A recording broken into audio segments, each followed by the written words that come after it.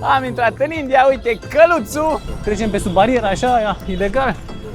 Opa, opa. E ușor autostopul în India, am prins imediat un camionaș. Cât de tare că voi fi găzduit într-un sat.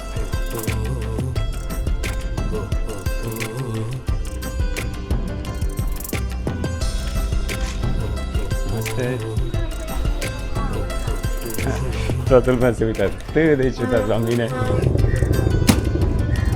În hinduism există copaci buni și copaci răi. Ei mănâncă separat dintr-o anumită farfurie, un fel de farfurie sfințită.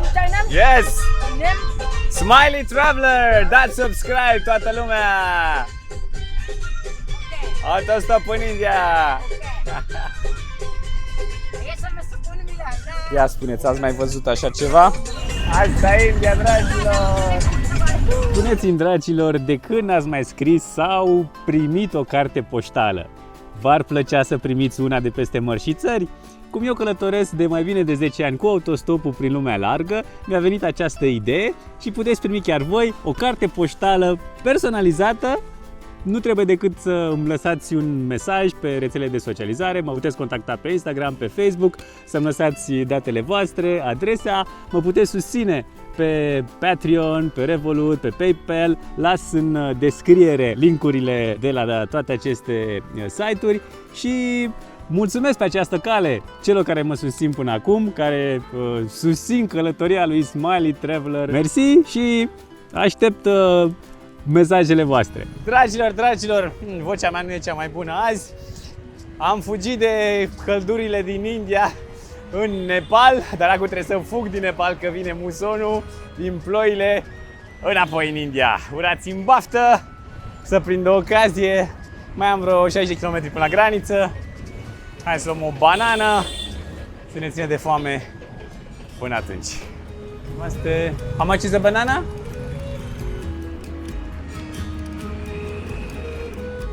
Planul inițial era să traversez Nepalul așa de la vest la est și să intru în India pe la Darjeeling, din zona aia frumoasă, mai de munte, dar din păcate granița de acolo e închisă și am ales o altă frontieră, dar oricum sunt cumva presat de timp, așa că e bine. Ai un camion, nu prea văd camioane. Din drum am prins, n-am așteptat un minut, un camion, uite aici cu băieții, la cam jumatea distanței pe care trebuie să o parcurg până la graniță. Thank you so much, guys! Danivad, tot un camion colorat și mare.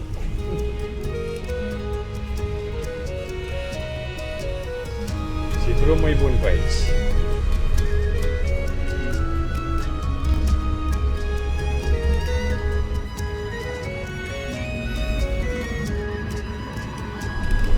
Tot cu camionul. Ultima cursă din Nepal, mergem spre graniță. Danivad, thank you, brother. Uite, măi frumos e rucsacul meu. Ultima cursă e de fapt o motocicletă. Thank you, vize. Se vede că mă apropii, dragilor, de India. Sunt în orașul de frontieră, am câțiva kilometri până la graniță și agitația, mult mai multă lume, claxoane, căldura. De unele lucruri mi-era dor, de altele nu, dar sunt entuziasmat că mă reîntorc în India. Cei drăguți sunt copii, au ieșit de la școală și uite cum ne luăm rămas bun de la Nepal. Bye bye! Goodbye, Nepal! Uite, am dat de un grup de indieni aici la înfrățirea dintre popoare, India and Nepal, brothers, and also with Romania. Nice to meet you guys. Thank you. Welcome back to India. Almost 5 minutes.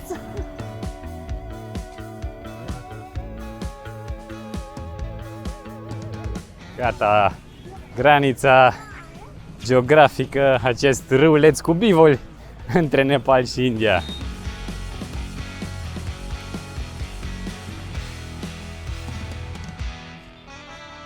Bine, ați revenit în India! Din nou, trecere ca prin brânză, dacă nu te duci tu la birou de imigrație atât în Nepal cât și în India, nu te întreabă nimeni nimic. Unul din motive este pentru că nici nepalezii, nici indienii nu au nevoie de viză să se viziteze unii pe alții. Așadar, am reintrat în India, având viză cu intrări multiple. Mă așteptam să fie mai ușor. Am stat vreo 15 minute, să zicem, fiind a doua oară, credeam că nu o să mai îmi ceară iar amprentă, să mai completez chestii. M-a întrebat iar unde o să stau. Am gazda prin Couchsurfing. Normal, dacă nu stai la un hotel, ci că trebuie să completezi nu știu ce formular de tip C de la poliția locală. Asta nu doar în regiunea în care mă aflu, ci pe întreg teritoriul Indiei. Data trecută n-am avut nevoie de nimic sau nu m-a întrebat nimeni nimic. Cred că e doar o formalitate. Acum au insistat, nu, trebuie neapărat, altfel o să intri în bucluc. Vedem, vorbim cu gazda mea. Am intrat în India, uite, căluțul Mirador de diversitatea produselor pe care le găsești în India. Sucuri, mai multe fructe, totul la îndemână. Străzile bune, adică nu vorbim de autobanurile nemțești, dar comparând cu Nepal, totul este mult mai bun. Poate doar Afganistanul să fie la același nivel. Nu. Bine, dragilor, hai să găsesc o bancă, să scot niște bănuți. Cea pe care am folosit-o data trecută e SBI, State Bank of India, care e compatibilă cu Revolutul și nu ia niciun comision. Iar cartela trebuie să mi-o reînnoiesc. Am o ofertă de 300 de rupii pentru 1,5 giga de internet. Opa, traversăm aici, vine trenul. Trecem pe sub barieră, așa, ilegal. Opa, haide. Pentru o lună de zile. Compania Airtel. Opa. Gata. Am trecut șirul, am trecut și bariera. Și calea ferată. Acum printre oameni e mai greu.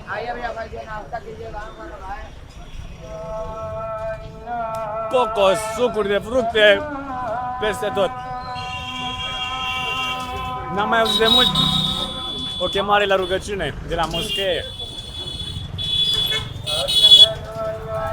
Prima cursă, dragilor, din India cu un tuk-tuk. Până la urmă, asta e diferența mare dintre India și Nepal. E mult mai ușor autostopul aici. Mergând, au oprit un tuk-tuk, de fapt mulți m-au abordat, taxiuri, motociclete, tuk-tuk și eu tot evitam, nu că n-am bani, și a zis, nu, nicio problemă, hai urcă. Sunt mai prietenoși, mai ospitalieri cumva, înțeleg, Nepalul e mult mai săracă și din punctul ăsta de vedere e de înțeles și de ce autostopul e mai greu. Bine ați revenit în India. Trebuie să ajung în Motihari. Uitați-i și pe nenea care vorbește la telefon. Și de acolo, la vreo 25 de kilometri, într-un sat, mă așteaptă gazda mea prin cauză. Cum v-am spus, dragilor, e ușor autostopul în India. Am prins imediat un camionaș după ce m-a lăsat tuk-tuk-ul în primul sat. Mergem spre Motihari cu nenea, șoferul. Daniel, thank you! E bine, mai răcoare aici. Căldurică, nu sunt alea 40 de grade pe care le-am lăsat acum aproape 3 săptămâni. Da, peste 30 și ceva tot sunt. Statul în care mă aflu se numește Bihar. Se zice că e unul din statele mai puțin dezvoltate. E numele maghiar al Bihorului, Bihar, așa că mergem la Oradea, mai avem un pic, ar merge o palincă sau n-ar merge pe vremea asta. Da, v-am spus că sunt într-o oarecare grabă. Am dat drumul deja la cronometru și am la dispoziție 2 săptămâni să străbat India din nord în sud, pentru că trebuie să iau un zbor. Nu vă zic unde, dar e o provocare. Cu autostopul începem, bineînțeles. Tocmai de aceea nu o să am timp să mă opresc prea multe zile în fiecare loc, dar deja am aranjat multe gazde prin couchsurfing și haideți că mai avem un pic să ajungem în satul unde mă așteaptă prima gazdă.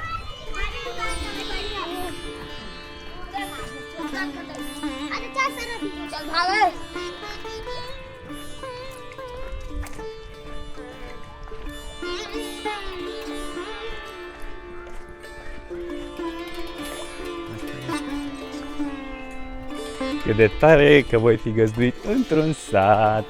Aici văd că bărbații poartă un fel de fustiță, cea tradițional probabil de călduri. Yeah? कहाँ से आ रहे हो? All good? और कुछ इधर किधर जा रहा है? Yeah, I'm going to meet a friend. कहाँ?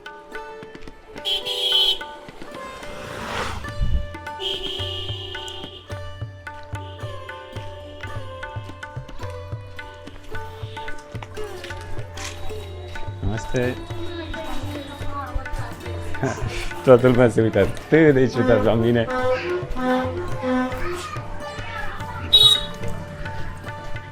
Hello, hello, brother! I'm eating my host, Amitesh. Thank you so much for accepting my request. Everybody's looking so strange, probably not so many foreigners come here. No one comes here in my village, no? Foreigners basically didn't come here. So good to relax with the locals. I was welcomed with fresh mango because we are in the season of mangoes. So sweet, so good. And we have the priest of the local village. temple. Yeah, local temple in the village. So here the community is mostly Hindu, right? Hindu. It's nice meeting you. And Namaste. Namaste. Câte lucruri noi afli, dragilor călătorind. Tocmai acum am aflat că dacă vrei să devii preot hindus, de fapt nu poți așa pur și simplu. Trebuie să fii parte dintr-o anumită castă, deci cumva din tată în fiu. Iar de asemenea trebuie să studiezi tot felul de cărți și mantre și cântece. Iar un lucru interesant, că eu tot îi spuneam, hai, mănâncă și tu cu noi, avem aici niște alune, și le-a zis că nu, și apoi am întrebat gazda de ce. Ei mănâncă separat dintr-o anumită farfurie, un fel de farfurie sfințită. A typical See my house. auntie.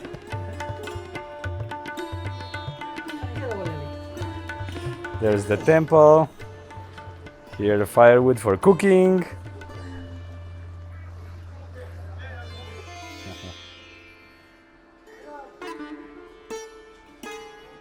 Strong man. Aha, splitting. So you need to. In many parts. And the youth of the village. Actually, what's the name of the village? This one? Sitalpatti. Sitalpatti. Sitalpatti. Yes. Okay. The youth of this village. The new generation. Hello, guys. But it's interesting how in Nepal they're also Hindu, but they eat the buffalo. Here, no. In But Nepal, why? In Nepal, Hindu eat beef. It's like So a much people eat. it's like a different, Different culture. perception. Different culture, tradition. Because I know in India it's like the same like as cow considered. No, Hindu cow is a very Holy. important holy things in our culture. Because the buffalo is in the same family, Same family. is related. Yeah. That's why Ox buffalo. also, ox. Yeah. So in India, people don't eat buffalo, cow, The youth or of this cattle. village is following you. Yeah. Sunt urmărit normal. No foreigner or not so many foreigners came here. You are second one. You are second one. The first one, The first one is cyclist. cyclist from which country? They are Spain.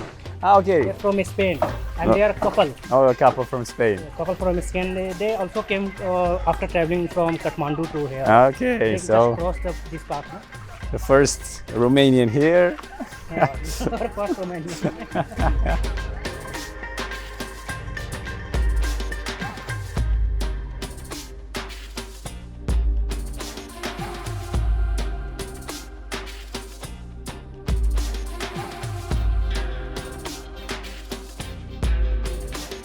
Am ajuns la un alt mic templu al satului, lângă care se află un copac, unul din copacii răi, căci în hinduism există copaci buni și copaci răi, iar copacilor răi trebuie să le aduci ofrande. Este un copac sfânt și dacă nu-i aduci ceva bun, te va pedepsi.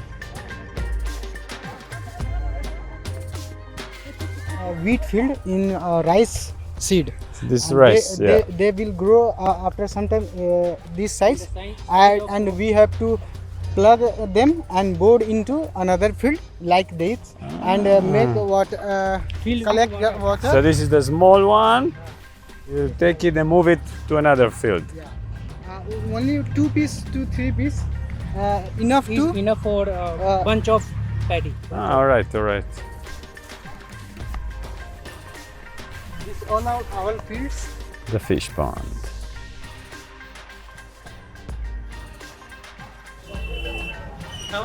Ah, good, good. Încercăm mâncarea de stradă în Dhaka. Ceai și dulciuri.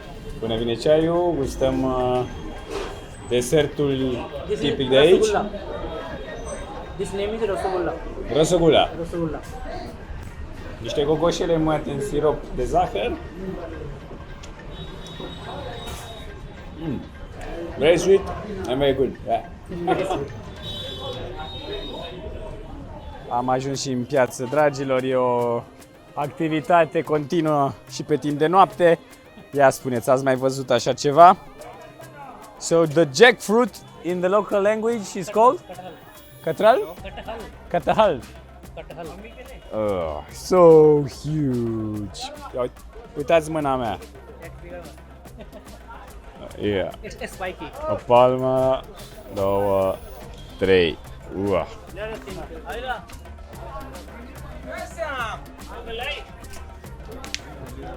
These all are vegetables market, and that side is a spice market. The spice markets are always nice to take pictures. Are very colorful. Very good. Yeah. What is this one? Turmeric. Ah, turmeric. Dried turmeric. This is Ah, dried. okay. Yeah, I recognize the smell.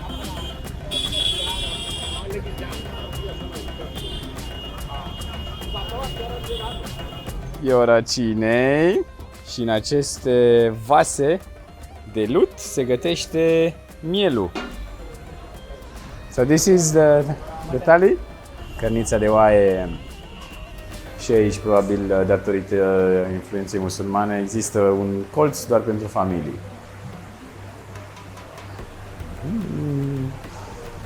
Poftă bună! Mutton thali. Good morning, good morning! Good morning. So we're preparing rice and dal and lentils. Already the dal was washed and is boiling here. We put 3 different types of dal mixed with all kind of spices and herbs. There's no Indian household without without spices. And I think this is called bitter gourd.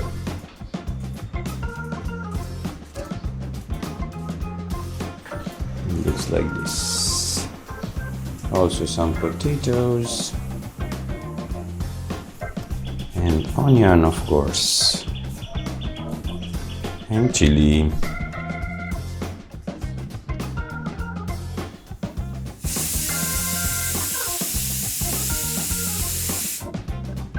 Mustard oil. So you put the spices before? No, there's only cumin right now. The cumin. And some foreign meat. And some herbs.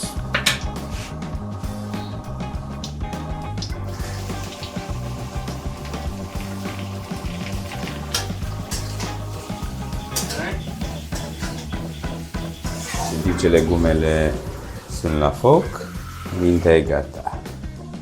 And now we prepare the rice. Same process as for lentils, for dal, right? We wash it and boil it.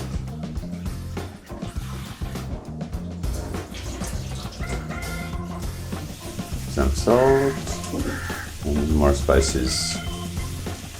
This turmeric powder. Only salt and turmeric powder I use before cook this. No spices. Okay.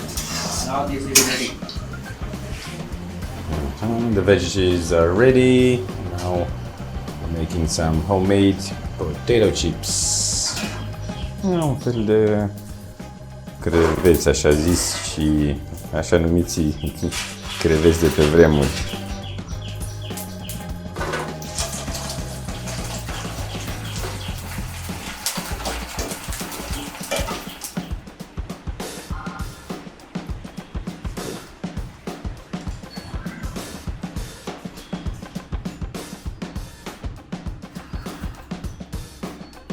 Arată bine. Poftă bună! E un brunch.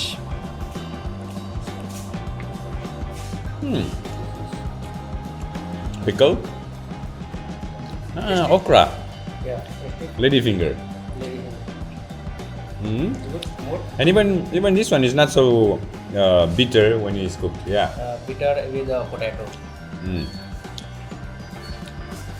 Castraveți amar cu cartofi, niște bame, ori sculinte. E asta la sfârșit. Chipsuri de toate. Alright, goodbye! Thank you so much, brother! Bye! Ce om deosebit! Ce bine am mâncat! Ce faină atmosferă în sat! Minunați, oameni! Minunați! Și acum mă așteaptă o zi lungă de autostop. Am de străbătut câțiva kilometri buni, dar nu neapărat așa de mulți, dar nu se merge atât de rapid ca pe șoselele din Occident. Și s-ar putea să mă prind o ploicică din ăla. E perfect dacă ar fi așa și nu plouă, extraordinar. Hai să prindem o mașină.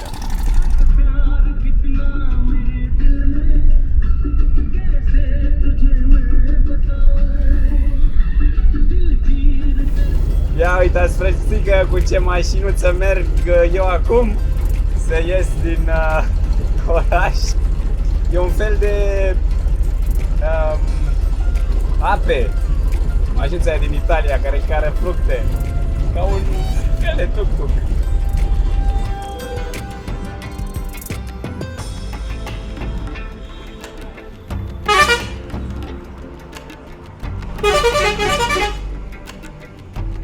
Mergem spre Gaia cu băieții! Yes! Smiley Traveler! Dați subscribe toată lumea! Autostop în India! Și când toată lumea îmi spunea că nu o să ai nicio șansă pe drumul ăsta, că se construiește o nouă stradă.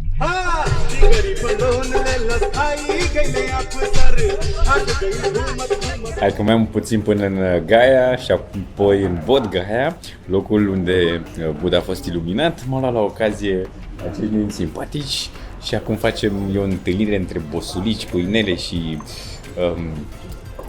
unghii lungi. Vor să nu cumpere nu știu ce teren, o chifteluță, un ceai, tot e fain. Thank you! Vedeți cum sunt agățat, dragilor, de tuk-tuk. Ultima cursă până în Bodh Gaya.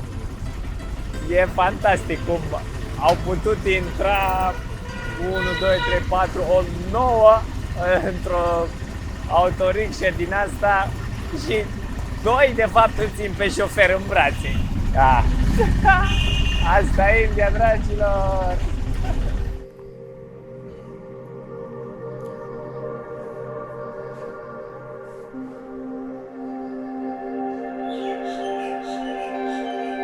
Neața, dragilor, din țara iluminării. Sunt în Bodh Gaya iar gazda mea deține un hostel, așadar aici am dormit azi noapte și acum e timpul să descoper complexul de temple unde Buddha s-a iluminat. Toți puștii ăștia bănuiesc că merg la școală sau la liceu, nu la vreun curs de meditație sau yoga, dar văd că au doar așa un caiet în mână, doar o materie învață. Uitați că sunt, frate, parcă ar fi în excursie. Văd același fenomen ca în cartierul Sarnath de lângă Varanasi, cartierul budist, sau în Lumbini din Nepal, unde s-a născut Buddha. Sunt foarte multe temple ale anumitor țări budiste, templul din Myanmar, templul din Laos, templul din Vietnam și sunt așa răspândite printre cartiere, case sărăcăcioase, clădiri în construcție, hoteluri terminate sau nu. Așa, din punct de vedere arhitectural, un mini kitsch. Mi-ar fi plăcut să fie doar templu și copacul cel sfânt undeva în mijlocul naturii, așa ca în Angkor Wat, în Cambodgia. Dar iată-mă aici, unul din locurile cele mai importante de pelerinaj din budism, Mahabodhi Temple, templul Mahabodhi.